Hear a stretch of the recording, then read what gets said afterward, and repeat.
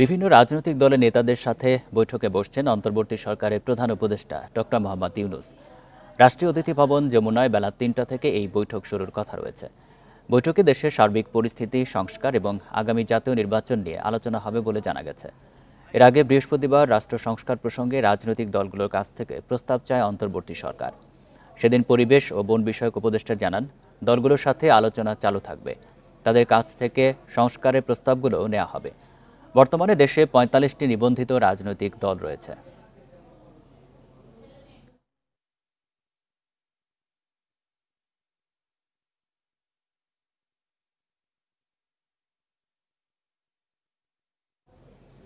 আগামী জাতীয় নির্বাচন হবে ইতিহাসের অন্যতম কঠিন পরীক্ষার নির্বাচন, এই মন্তব্য করেছেন বিএনপির ভারপ্রাপ্ত চেয়ারম্যান তারেক রহমান। শুক্রবার রাজশাহী জেলার নেতাকর্মীদের সঙ্গে ভার্চুয়াল বৈঠকে তিনি একথা বলেন।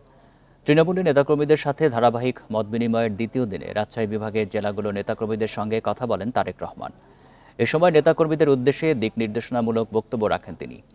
আরও বলেন, নির্বাচনের ফলাফলের জন্য বিএনপি সবসময় জনসমর্থনের উপর নির্ভরশীল। ১৭ বছর ধরে জুলুম নির্যাতন সহ্য করে যেভাবে জনগণের আস্থা ধরে রেখেছে বিএনপি, তার ধারাবাহিকতা ধরে রাখার আহ্বান জানান তারেক রহমান। জনগণের আস্থা নষ্ট হয় এমন কাজ থেকে নেতাকর্মীদের বিরত থাকার পরামর্শ দেন তিনি।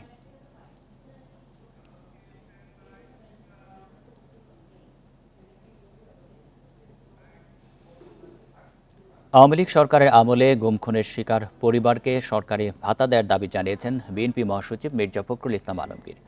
শুক্রবার বিকেলে রাজধানীর নয়াপল্টনে আন্তর্জাতিক গুম প্রতিরোধ দিবসের সংহতি সভায় তিনি এই আহ্বান জানান। দেশ বিদেশে এখনও ষড়যন্ত্র চলছে বলেও সতর্ক করেন তিনি। আন্তর্জাতিক গুম প্রতিরোধ দিবসে নয়াপল্টনে বিএনপির সংহতি সভায় রাজধানীর বিভিন্ন স্থান থেকে মিছিল নিয়ে যোগ দেন নেতাকর্মীরা। সভায় অংশ নেন গুমের শিকার হওয়া ব্যক্তিদের পরিবারের সদস্যরাও। বাবা সন্তানের ছবি নিয়ে কান্নায় ভেঙে পড়েন তারা।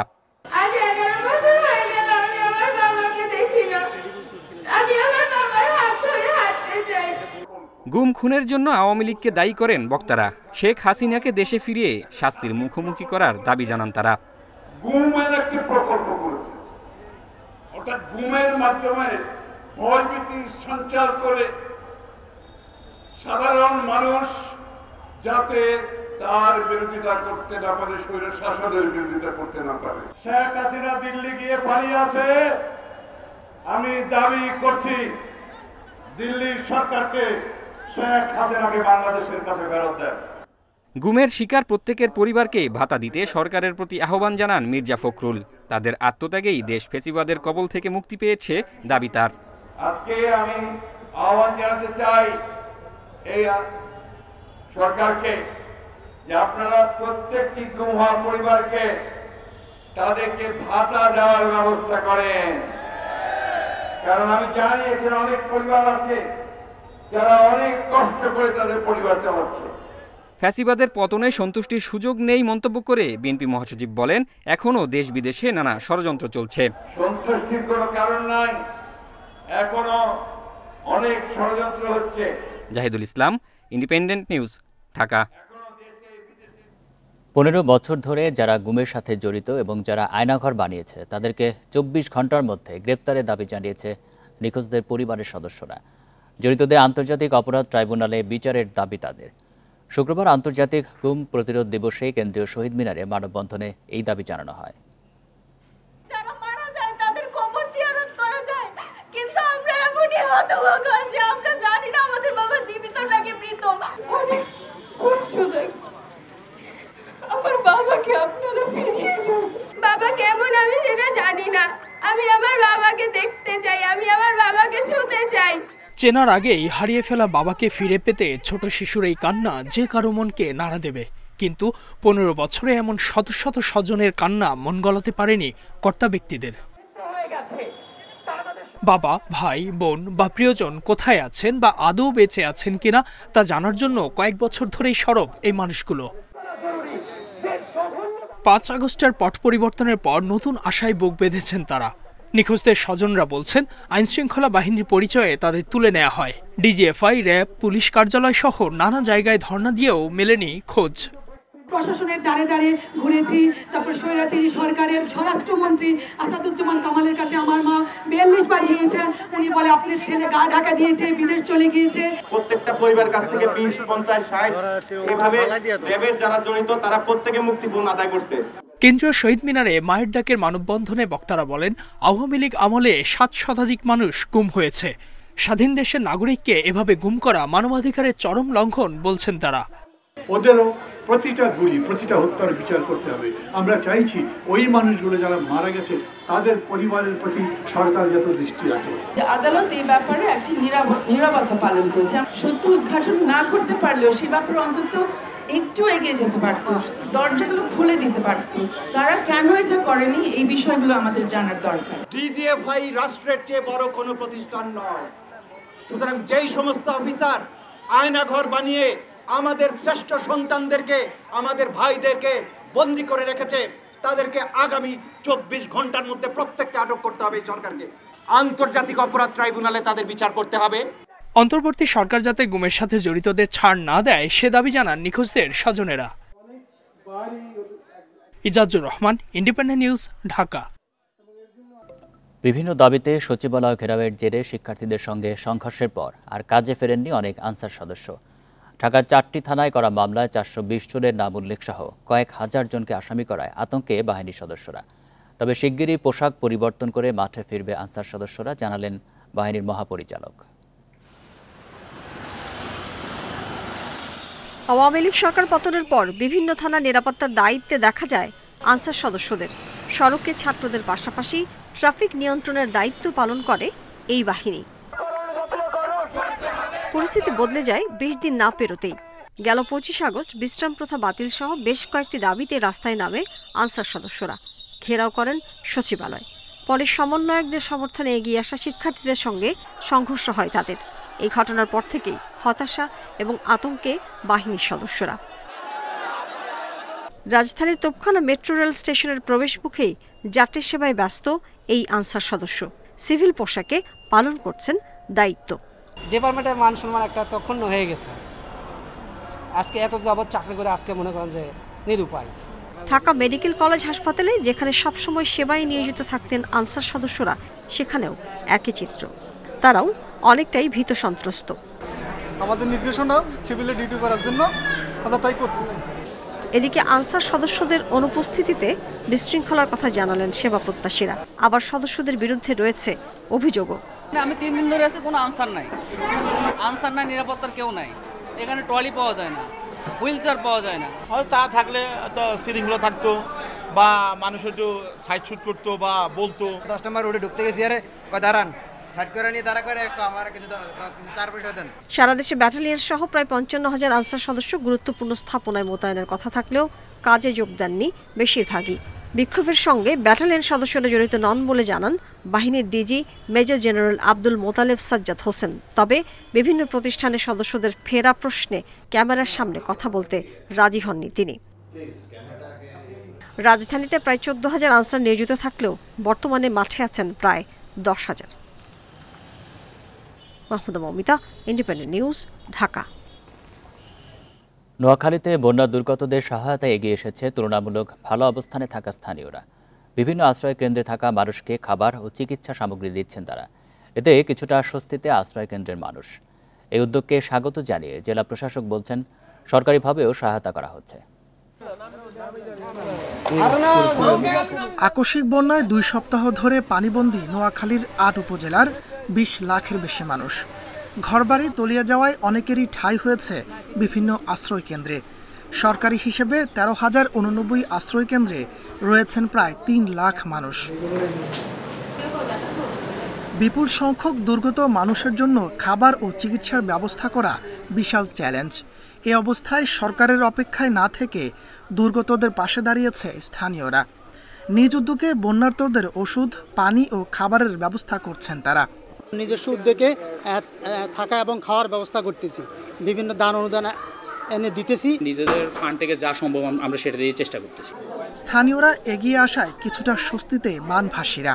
আমার ঘরে আশ্রয় দিচ্ছে, আমার ঘরে 3 বেলা খাবার দিচ্ছে, সব দিকে সহযোগিতা পাইতেছি আমরা। শুধু গায়ের কাপড় চোপড় নিয়ে এখানে আশ্রয় নিচ্ছি, ওনারা আমাদেরকে 3 বেলা খাওয়াচ্ছে, সব রকম সুবিধা দিচ্ছে।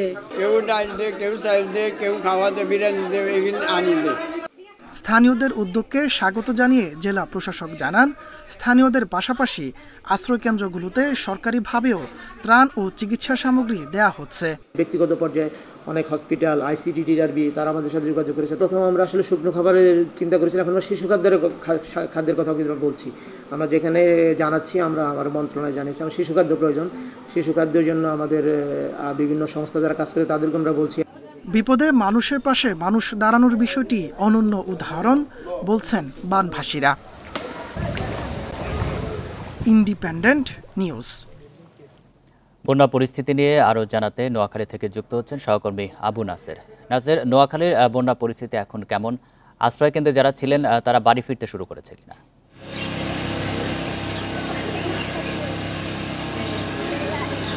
নোয়াখালীর বন্যা পরিস্থিতির খুব একটা উন্নতি হয়েছে এটি বলা যাবে না। প্রতিদিন 1/2 ইঞ্চি থেকে সর্বোচ্চ 1 ইঞ্চি পানি নামছে, আবার 4-5 দিন পরে যখন বৃষ্টি হয় 8-10 ইঞ্চি পানি বেড়ে যায়। সার্বিক বিবেচনায় স্থানীয় বাসিন্দাদের মত হচ্ছে প্রতিদিনই বন্যা পরিস্থিতি হয় স্থিতিশীল আছে, না হলে অবনতি হচ্ছে, উন্নতির কোনো লক্ষণ নেই। দ্বিতীয়ত আপনি জানতে চেয়েছেন যে আশ্রয়কেন্দ্র থেকে লোকজন বাড়ি ফিরে যাচ্ছে কিনা। একজন মানুষও বাড়ি ফিরে গেছে আশ্রয়কেন্দ্র থেকে এই খবর আমাদের কাছে নেই। উল্টো প্রতিদিনই প্রতিটি আশ্রয়কেন্দ্রে বানবাসী মানুষের ভিড় বাড়ছে। এটি বোঝা যায় এভাবেই যে প্রতিদিন আশ্রয়কেন্দ্রের সংখ্যাও বাড়ানো হচ্ছে, পাশাপাশি আশ্রয়কেন্দ্রে যে সরকারি হিসেব দেওয়া হচ্ছে সেই হিসেবেই লোকজনের সংখ্যা বাড়ছে। গতকাল পর্যন্ত আশ্রয়কেন্দ্রে 3 লক্ষ লোক রয়েছে সরকারি পরিচালিত আশ্রয়কেন্দ্রগুলোতেই। পাশাপাশি বেসরকারিভাবে পরিচালিত অসংখ্য আশ্রয়কেন্দ্রে আরও অসংখ্য মানুষ রয়েছে এবং প্রতিদিনই স্থানীয়ভাবে বিভিন্ন উঁচু দালানগুলোকে এবং ঘরবাড়িকে আশ্রয়কেন্দ্র হিসেবে ঘোষণা করা হচ্ছে। ফলে এই আশ্রয়কেন্দ্রগুলোতে বানবাসী মানুষের ভিড় বাড়তেই আছে, একজন মানুষ আশ্রয়কেন্দ্র থেকে ফিরে যায়নি। আমি এখন যদি দেখাই, এই আশ্রয়কেন্দ্রগুলোর বিশাল চাপ সামাল দেওয়া আসলে সরকারের একার পক্ষে খুবই দুরূহ ব্যাপার। এ কারণে দেখা যাচ্ছে যে প্রতিটি আশ্রয়কেন্দ্রে সরকারের পাশাপাশি বেসরকারি উদ্যোগে নানাজন নানাভাবে সাহায্য সহযোগিতা করছেন। এভাবেই কিন্তু আশ্রয়কেন্দ্রগুলো চলছে। এখন এই পাশে নোয়াখালী সরকারি বালিকা উচ্চ বিদ্যালয় কেন্দ্রে গত প্রায় 7 দিন থেকে অন্তত 3 শতাধিক নারী পুরুষ শিশু আশ্রয় নিয়েছেন এবং এদেরকে নানাজন নানাভাবে খাদ্য সহায়তা করছে স্থানীয় লোকজন। এই পাশেই দেখা যাচ্ছে যে যুব রেডকি সেন্টার স্বেচ্ছাসেবকরা এখানে পানি বিশুদ্ধকরণ একটি মেশিন নিয়ে এসছে, ওয়াটার ট্রিটমেন্ট কিট বলছেন ওনারা। এই ওয়াটার ট্রিটমেন্ট কিটে প্রতিদিন প্রত্যেকটি আশ্রয়কেন্দ্রে প্রায় নিয়ে গিয়ে ওনারা স্থানীয় বাসিন্দা যারা রয়েছেন এই আশ্রয়কেন্দ্রে যারা আশ্রয় নিয়েছেন তাদেরকে বিশুদ্ধ পানি সরবরাহ করছেন। একটি আশ্রয়কেন্দ্রে প্রায় 2000 থেকে 2500 লিটার পানি সরবরাহ করা যাচ্ছে এবং একটু পরেই এই ওয়াটার কিটের মাধ্যমে বাসিন্দাদের মধ্যে এখানে বিশেষ করে যারা আশ্রয় নিয়েছেন তাদের মধ্যে সুপেয় পানি সরবরাহ করা হবে। আমরা জানি যে এই পরিস্থিতিতে পুরো এলাকা নিমজ্জিত হয়ে যাওয়াতে, টিউবওয়েলগুলো নিমজ্জিত হয়ে যাওয়াতে কোথাও সুপেয় পানির ব্যবস্থা নেই। তো এখান থেকে যুব রেডকি সেন্টার একটি অসাধারণ ভূমিকা নিয়েছেন। তারা স্বেচ্ছাসেবকদের মাধ্যমে এখানে বিশুদ্ধ পানি সরবরাহ করবেন। একটু পরেই এখানে বাসিন্দা যারা রয়েছেন, এখানে যারা আশ্রয় নিয়েছেন তারা এসে পানি সংগ্রহ করবেন। এর পাশাপাশি এই শুধু নোয়াখালী সরকারি বালিকা উচ্চ বিদ্যালয় নয়, সরকারি মহিলা কলেজ থেকে শুরু করে অসংখ্য স্কুল কলেজ মাদ্রাসাতে আশ্রয়কেন্দ্র স্থাপন করা হয়েছে। এই পর্যন্ত সরকারি হিসেবে প্রায় 1400 আশ্রয়কেন্দ্র করা হয়েছে এবং এসব আশ্রয়কেন্দ্রে 3 লক্ষাধিক নারী পুরুষ আশ্রয় নিয়েছেন। প্রতিটি আশ্রয়কেন্দ্রে কেউ ডাল দিচ্ছে, কেউ চাল দিচ্ছে, কেউ লাকড়ি দিচ্ছেন, কেউ রান্না করে দিচ্ছেন, কেউ খাদ্য সামগ্রীর পাশাপাশি চিকিৎসা সামগ্রী দিচ্ছেন। এইভাবে আশ্রয়কেন্দ্রগুলো চলছে। এ হচ্ছে আমার কাছে এখানকার সর্বশেষ। নোয়াখালী থেকে জানাচ্ছিলেন সহকর্মী আবু নাসের। উজানের তীব্র ঢল আর বৃষ্টিতে সৃষ্ট বন্যায় মৌলভীবাজারে 4 উপজেলার 55,000-এর বেশি পরিবার ক্ষতিগ্রস্ত হয়েছে।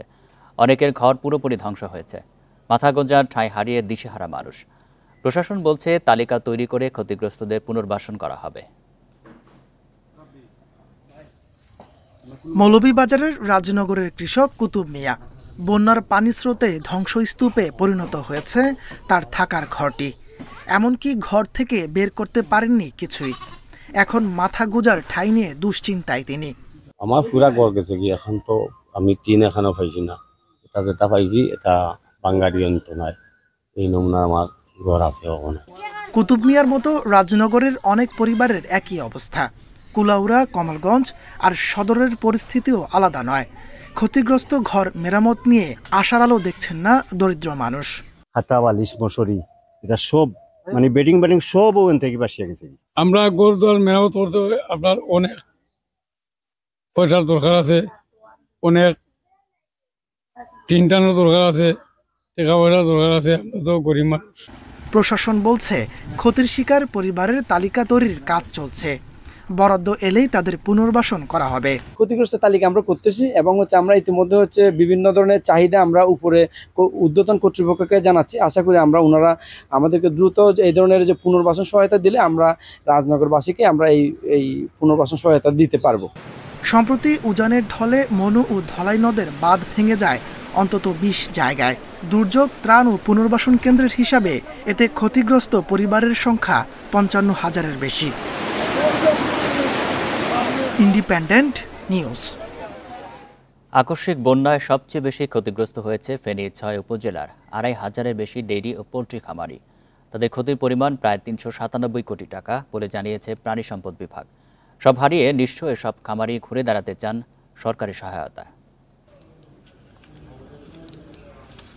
সদর উপজেলার সোনুয়া ইউনিয়নের আব্দুল কুদ্দুস সৌদি আরব থেকে ২ বছর আগে দেশে ফিরে নিজের সঞ্চয় ও ব্যাংক থেকে ৬০ লাখ টাকা ঋণ নিয়ে শুরু করেন পোল্ট্রি ব্যবসা। আকস্মিক বন্যায় গত ২৩ আগস্ট তলিয়ে যায় সে খামার। প্রথমে খুব ছোট আকারে করছিলাম, তখন পরে দেখতেছি না এটা ব্যবসাটা ঠিক আছে। আমি উদ্যোক্তা হিসেবে এটা আরো বাড়াতে চাইছিলাম। আমি বাড়ি বন্ধক দিয়ে ব্যাংক থেকে লোন নিয়ে আত্মীয়স্বজন থেকে ধার নিয়ে। শুধু আব্দুল কুদ্দুসের খামার নয়, বন্যার পানির তীব্র স্রোতে ভেসে গেছে ফেনীর ৬ উপজেলার ২৫০০ গবাদি পশু ও হাঁস মুরগির খামার। প্রাণী সম্পদ বিভাগের তথ্য মতে বন্যায় ৬৪,০০০-এর বেশি গবাদি পশু ও ২৩ লাখের বেশি হাঁস মুরগি মারা গেছে। ৪০,০০০ সোনালী সব শেষ, তারপরে লেয়ার আছে ১২,০০০, এগুলো শেষ। তারপরে আমাদের গোডাউনে ৫০০ বস্তার উপরে খাদ্য ছিল, এগুলো শেষ। ওই পাশে আমার আরেকটা খামার ছিল সোনালীর, এখানে আপনার ৫,০০০ মোরগ ছিল। ওইগুলো মানে ওই দিনে একই সাথে সম্পূর্ণ সবকিছু একই সাথে একই দিন চলে গেছে। কোনো রকম ভাবে গরুগুলোর যান বাঁচায় নিয়ে আমরা আশ্রয় নিয়েছি ছাদে, ঘরের ছাদে। ওইখানেও গরুর ঘাসের ব্যবস্থা নাই, কোনো খাদ্য নাই। এবারে বন্যায় ফেনীতে প্রাণী সম্পদের ক্ষতির পরিমাণ প্রায় ৩৯৭ কোটি টাকা। ক্ষতি কাটিয়ে ঘুরে দাঁড়াতে খামারিদের সহজ শর্তে ঋণ, পরামর্শ ও প্রশিক্ষণের আশ্বাস সরকারের। আমরা খামারিদের মাঝে যাচ্ছি এবং তাদেরকে আমরা আশ্বস্ত করছি যে আমরা সরকারি তরফ থেকে আমরা প্রণোদনা পাইলে সেটা আমরা খামারিদের মাঝে বিতরণ করব, যাতে করে তারা ভবিষ্যতে আগের অবস্থা ফিরে আসতে পারে। পোল্ট্রি ও ডেইরি খামারিদের টিকিয়ে রাখতে সরকারি উদ্যোগের বিকল্প নেই বলছেন সংশ্লিষ্টরা। Independent news. এ নিয়ে আরও জানাতে ফেনী থেকে যুক্ত হচ্ছেন সহকর্মী সমীর উদ্দিন। সমীর, ডেইরি এবং পোল্ট্রি খামারিদের দুর্দশার চিত্র জানাবেন। আর্থিক সহায়তার কোনো উদ্যোগ এখন পর্যন্ত নেওয়া হয়েছে কিনা? আসলে বলতে গেলে কি পোল্ট্রি ডেইরি খামারের লোকজন এখন আসলে নিঃস্ব এবং পথে বসেছে। কারণ হচ্ছে তাদের বন্যায় যে পরিমাণ ক্ষতি হয়েছে, এখন আসলে তারা কখন এই ক্ষতি পুষে উঠবে এটির কোনো নিশ্চয়তা নাই। আমরা পানি সম্পদ কর্মকর্তার সাথে কথা বলেছিলাম, তারা বলছে যে তাদের প্রণোদনা দেওয়ার ক্ষেত্রে এক ধরনের সামারি তারা করছে। সামারি করার পরে সরকার যে প্রণোদনা দিবে সেই প্রণোদনার মাধ্যমে তাদেরকে আসলে প্রণোদনা দেওয়া হবে। এছাড়াও আসলে ফেনীতে যে বন্যা, এই বন্যায় আসলে ক্ষতিগ্রস্ত হয়নি এমন কোনো সেক্টর নাই। প্রত্যেকটি জায়গায় আসলে ক্ষতিগ্রস্ত হয়েছে, যেমন সড়ক, মৎস্য, তারপরে যোগাযোগ ব্যবস্থা এবং সোজা কথা হচ্ছে আর্থিক যে ক্ষতি সব তুলে আর্থিক, মানসিক, সামাজিক সব দিক থেকে তারা ক্ষতিগ্রস্ত হয়েছে। ফেনী শহরের কিছু কিছু জায়গায় এখনো পানি রয়েছে, বিশেষ করে কালিদহ, তুলাবাড়িয়া এবং মোটবুই ইউনিয়নের অনেক জায়গায় বেশ কিছু পানি রয়েছে, এখনো নামেনি, তবে সহসা পানি নেমে যাবে। এছাড়াও আমরা দেখেছি ফুলগাজীর বেশ কিছু জায়গাতে সড়ক একেবারে বিচ্ছিন্ন হয়েছে।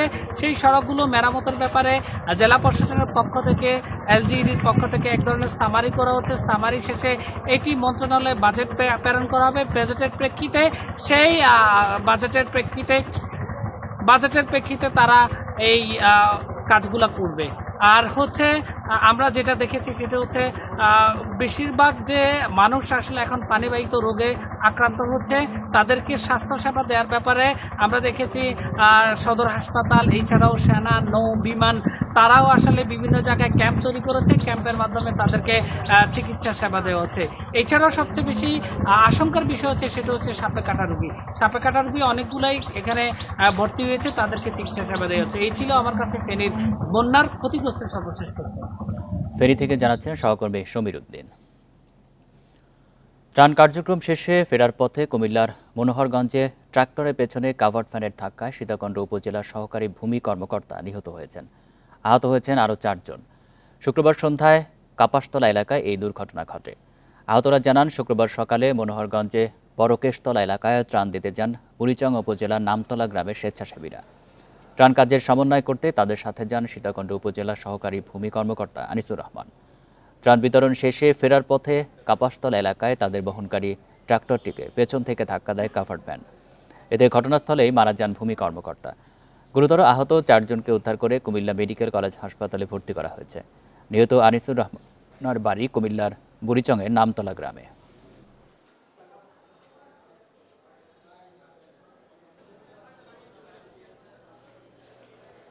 কাভার্ড ভ্যান এসে আমাদেরকে ধাক্কা দিয়ে দেয়, গাড়িটা উল্টে যায়। যারা রাস্তার এই পাশে পড়ে তাদের অবস্থা খারাপ, একজন তো মারা গেছে। ভাইয়া সীতাকুণ্ডের ভূমি কর্মকর্তা, উনি আসছিল মূলত ত্রাণ দেওয়ার জন্য, ত্রাণ দিবে, উনি থাকতে পারতেছিল না, ওই এলাকা থেকে গাড়ি আসে না।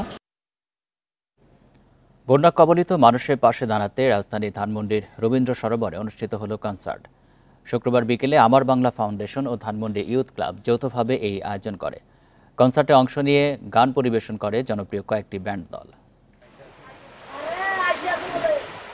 হঠাৎ বন্যায় বিপর্যস্ত কয়েকটি জেলা, সেখানে ঘরবাড়ি রাস্তাঘাট তলিয়ে বিপাকে স্থানীয়রা। তাদের সহযোগিতায় ঝাঁপিয়ে পড়েছেন সর্বস্তরের মানুষ। সহায়তার হাত বাড়িয়েছেন ব্যান্ড দল ও সঙ্গীত শিল্পীরাও।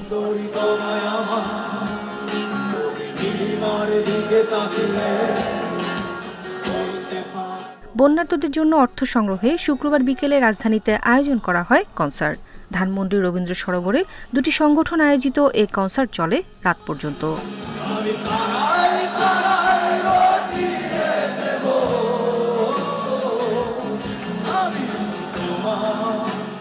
50 টাকা প্রবেশ মূল্য দিয়ে অনুষ্ঠানে অংশ নেন হাজারো দর্শক। তাদের সহায়তার টাকা বন্যা দুর্গত মানুষের ত্রাণ কাজে ব্যয় হবে বলে জানান আয়োজকরা।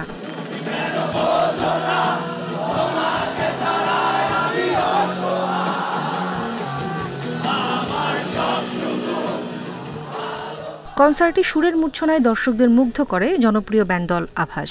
এছাড়াও গান পরিবেশন করে 1 পয়েন্ট, গানবাহন, স্কুইড, ঘাসফড়িং, মানচিত্র সহ আরও কয়েকটি ব্যান্ড।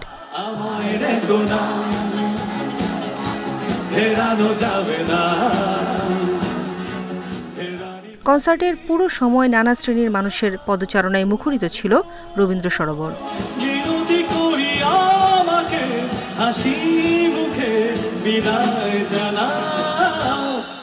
নুরে জান্নাত, ইন্ডিপেন্ডেন্ট নিউজ, ঢাকা। পদ্মা সেতু প্রকল্পে অন্তর্বর্তী সরকার প্রায় 2000 কোটি টাকা সাশ্রয় করেছে বলে জানিয়েছে সড়ক পরিবহন ও সেতু মন্ত্রণালয়ের উপদেষ্টা ফাউজুল কবির খান। শুক্রবার বিকেলে পদ্মা সেতু পরিদর্শন শেষে সাংবাদিকদের তিনি কথা বলেন। উপদেষ্টা জানান, আওয়ামী লীগ সরকার পদ্মা সেতু প্রকল্পের সর্বশেষ ব্যয় ধরেছিল 32,605 কোটি টাকা। অন্তর্বর্তী সরকারের ব্যয় সংকোচন নীতিতে সর্বশেষ ব্যয় দাঁড়িয়েছে 30,770 কোটি টাকায়। এতে সাশ্রয় হয়েছে 1,835 কোটি টাকা। সরকার জনগণের আস্থা অর্জনের জন্য কাজ করছে জানিয়ে তিনি আরও বলেন, এখন থেকে প্রতিটি প্রকল্পের ক্ষেত্রেই ব্যয় সংকোচন নীতি অনুসরণ করা হবে।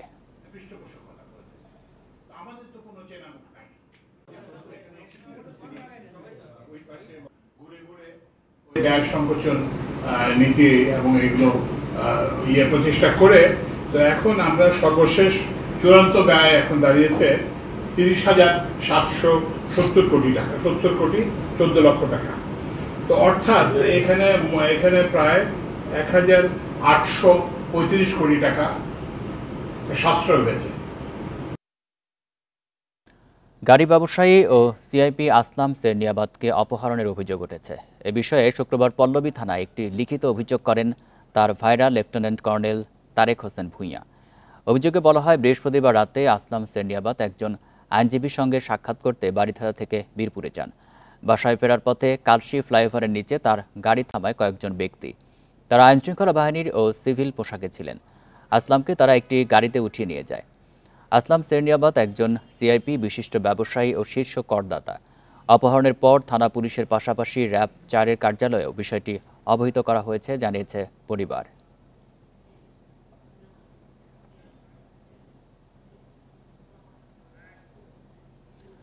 জেলা জজ, অতিরিক্ত জেলা জজ, মেট্রোপলিটন ম্যাজিস্ট্রেট এবং চিফ জুডিশিয়াল ম্যাজিস্ট্রেট সহ নিম্ন আদালতের 81 বিচারককে বদলি করা হয়েছে।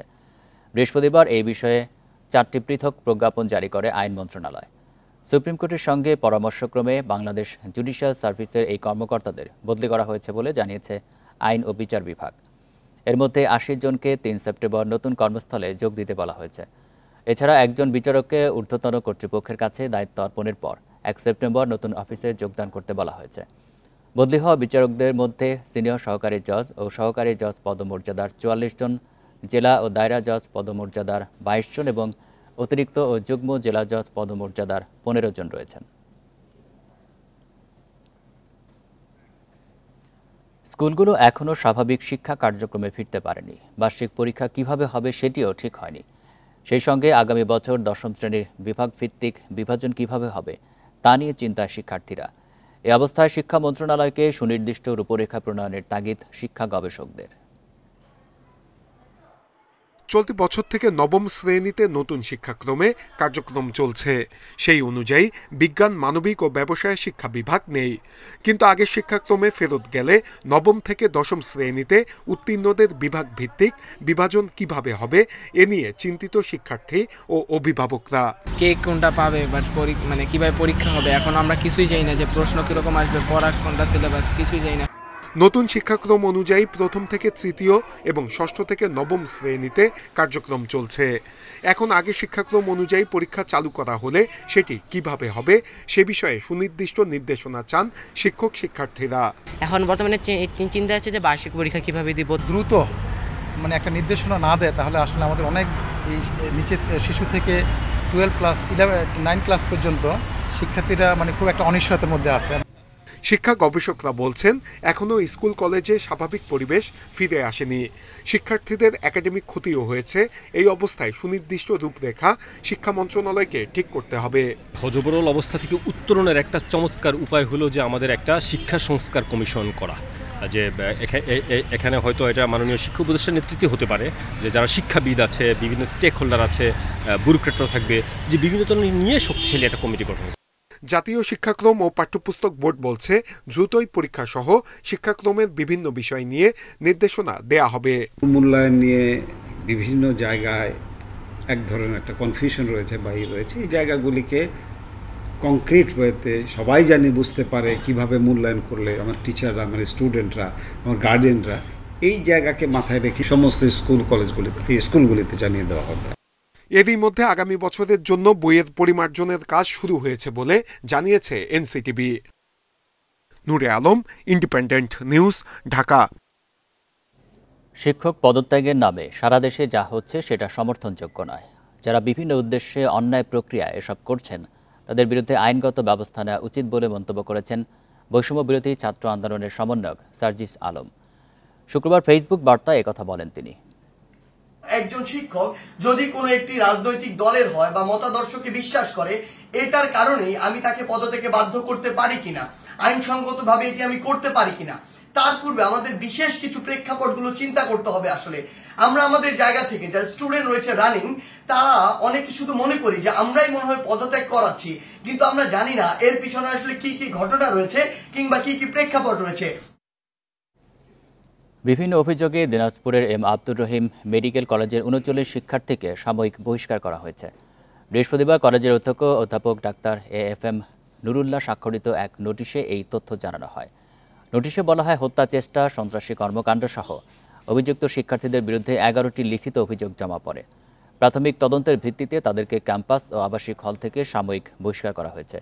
অধিকতর তদন্তের জন্য মেডিসিন বিভাগের সহযোগী অধ্যাপক শাহাব আহমেদকে প্রধান করে 5 সদস্যের কমিটি গঠন করা হয়েছে। ওই কমিটি 7 কর্মদিবসের মধ্যে প্রতিবেদন জমা দিলে চূড়ান্ত সিদ্ধান্ত নেওয়া হবে।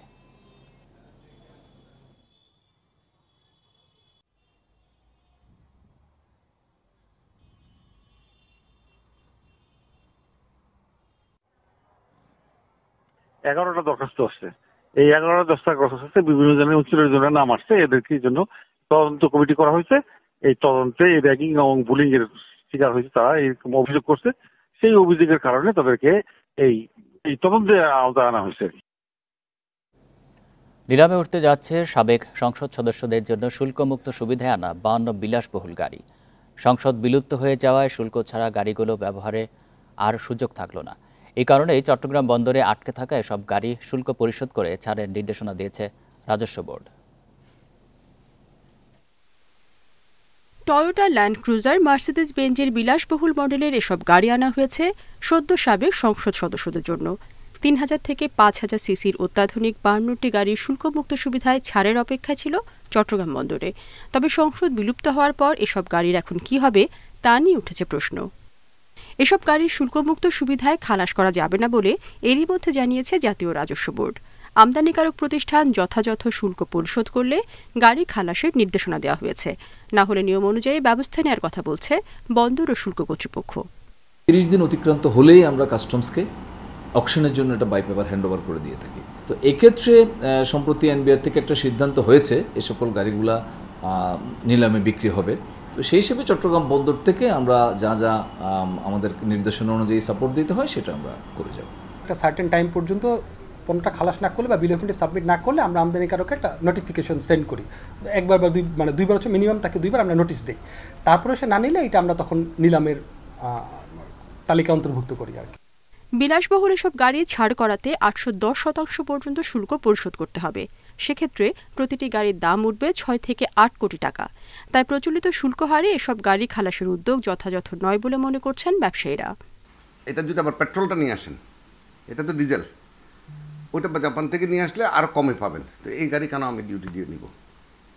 কোনোভাবে এটা অ্যাডজাস্ট হয় না। এটা ডিউটি ফ্রি থেকে সম্ভব, ডিউটি দিয়ে এটার কস্টিং হয় না।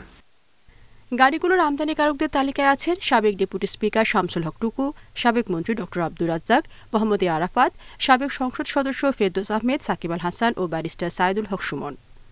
Independent News. এলি আরও জানাতে চট্টগ্রাম থেকে যুক্ত হচ্ছেন সহকর্মী আব্দুল্লাহ রাকিব। রাকিব, গাড়িগুলো তো শুল্ক দিয়ে খালাস করার জন্য নির্দেশনা দেওয়া হয়েছে, সে বিষয়ে যারা আমদানি করেছেন তাদের কোনো মন্তব্য জানা গেছে কিনা, তারা এখন কি করবেন? না হলে তো এটি নিলামে তোলা হবে, সেই প্রক্রিয়াটা কি হবে?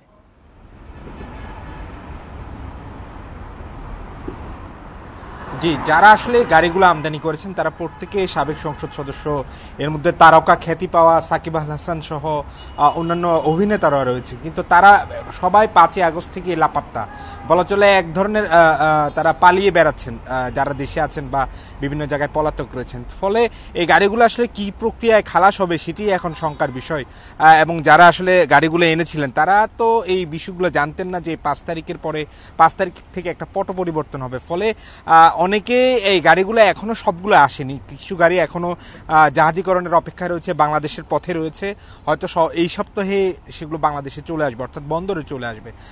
আমরা কিছু গাড়ি দেখাতে পারছি বন্দরের। এই গাড়িগুলোরও পরিণতি আসলে এমনটাই হবে বলা চলে। যারা ব্যবসায়ী আছেন বা যারা এখানে অভিজ্ঞ দীর্ঘদিনের, তারা বলছেন যে শুল্কমুক্ত সুবিধায় যে গাড়িগুলো আনা হয় সেগুলো পরবর্তীতে যখন নানা ধরনের জটিলতা দেখা দেয় বা যখন এগুলো আসলে নিলামের প্রক্রিয়ার মধ্যে চলে যায়, অর্থাৎ যেটি কাস্টমস বলছে বা বন্দর কর্তৃপক্ষ বলছে যে কোনো পণ্য বন্দরে আসার পরে 30 দিন পর্যন্ত বন্দরে রাখা হয়, পরবর্তীতে সেটি যে আমদানিকারক অর্থাৎ তাদেরকে 2টি নোটিশ দেওয়া হয়। এর পরবর্তীতে যখন কোনো পণ্য বন্দর থেকে খালাস করা হয় না তখন আসলে সেটি নিলাম প্রক্রিয়া যাওয়া হয়। কিন্তু নিলাম প্রক্রিয়া যাওয়ার যে বিষয়টি সেটিও একটি জটিল একটি প্রক্রিয়া, নানা ধরনের ডকুমেন্টেশনের বিষয়গুলো আছে। পরবর্তীতে দেখা যায় আসলে যে পরিমাণ নিলামে দাম তোলা হয় সেই পরিমাণ আসলে গাড়ির মূল্য থাকে না, ফলে গাড়িগুলো পরিণতি ঠিক এরকমই হয়ে যায়। এবং এই গাড়িগুলো দীর্ঘদিন ধরে চট্টগ্রাম বন্দরে পড়ে আছে। সেক্ষেত্রে এই যে সংসদ সদস্যদের যে গাড়িগুলো শুল্কমুক্ত প্রক্রিয়ায় আনা হয়েছে, যেগুলো 1 কোটি টাকা দাম দিয়ে আনা হয়েছে কিন্তু প্রকৃত মূল্য 8 থেকে 10 কোটি টাকা, সেই গাড়িগুলোর পরিণত এমন হতে পারে বলে আশঙ্কা করছেন এখানকার যারা ব্যবসায়ীরা আছেন বা গাড়ি সংক্রান্ত বিষয়গুলোতে যুক্ত আছেন। ফলে যারা এই গাড়িগুলো এনেছেন তারা বলা চলে সামনে যে 30 দিন বা এরপরও যদি 2টি নোটিশ পিরিয়ড দেওয়া হয়, তারপরে হয়তো এইসব গাড়িগুলো এখান থেকে তারা খালাস করবেন না বা ছাড় করবেন না। ফলে এগুলো যে অনেকটা নিলামের প্রক্রিয়ার মধ্য দিয়ে যাবে এবং এরপরে যে এগুলো পাওয়া যাবে না সেটা অনেকটা নিশ্চিত করে এখনই বলা যাচ্ছে। চট্টগ্রাম থেকে জানাচ্ছেন সহকর্মী আব্দুল্লাহ রাকিব। দেশে বেকার জনগোষ্ঠীর সংখ্যা উল্লেখযোগ্য হারে বেড়েছে। বাংলাদেশ পরিসংখ্যান ব্যুরো BBS এর 2024 সালে জুন মাসের ত্রৈমাসিক শ্রমশক্তি জরিপে এই তথ্য পাওয়া গেছে। এতে জানানো হয় বেকারত্বের হার বেড়ে দাঁড়িয়েছে 3.65%। জরিপে উঠে এসেছে জুন শেষে দেশে বেকারের সংখ্যা ছিল 26,40,000, যা গত বছরের একই সময়ের তুলনায় 1,40,000 বেশি। জরিপে আরও উল্লেখ করা হয় যুবকদের মধ্যে বেকারের সংখ্যা বেড়েছে। 15 থেকে 29 বছর বয়সী তরুণ তরুণীদের মধ্যে গত বছরের জুনে কর্মরত ছিলেন 2,71,20,000 জন। এবছরের জুনে সেই সংখ্যা কমে দাঁড়িয়েছে 2,53,40,000-এ। যুব কর্মশক্তির মধ্যে পুরুষ ও নারী উভয়ের কাজের সংখ্যা কমেছে, তবে মোট সংখ্যার হিসাবে তা প্রায় সমান।